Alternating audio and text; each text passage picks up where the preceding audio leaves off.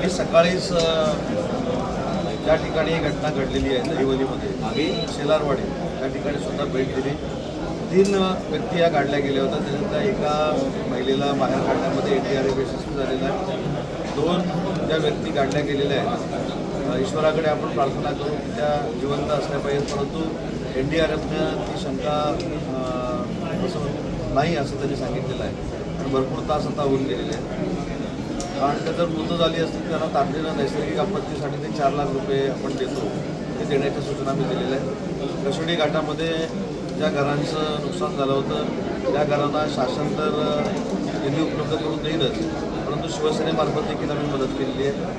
खेडच्या बाजारपेठेला देखील मी भेट दिलेली आहे. आणि आत्ता मी चिपळूणमध्ये आहे. आता सगळी जिल्ह्यातली परिस्थिती नियंत्रणात आली आहे. पाऊस कमी झालेला आहे. भविष्यात जास्त पाऊस जर आला तर यंत्रणा सतर्क आहे.